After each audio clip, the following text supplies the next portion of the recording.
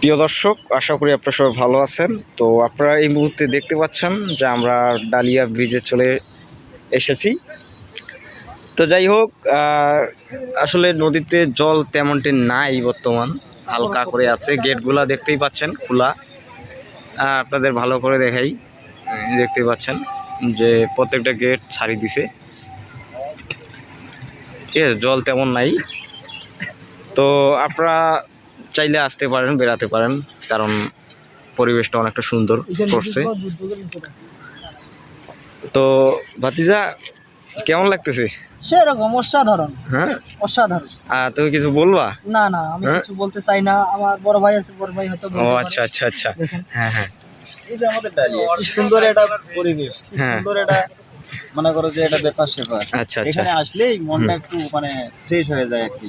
আচ্ছা, আপনারা আসেন, দেখেন বিষয়টা কি সুন্দর লাগতেছে। চারিপাশে দেখেন কি সুন্দর সুন্দর গাছপালা, কি সুন্দর নদী নালা, দোকানপাট, ক্ষেত, এই যে দোকানপাট। মানে বিষয়টাই অন্যরকম। ঠিক আছে, আপনারা আমরা আসেন, এখন চলে যাব খানা পিনা। ঘুরে ফিরে আসেন। তো বুঝতেই পারতেছেন, তো আপনারা চাইলে আসতে পারেন। ছোট্ট এদিকে এই দেখেন, আপনারা আসতে পারেন। এবার মন এখন তুলতে দিয়েছিলাম মূর্তি। আরে এ সাকিন্দা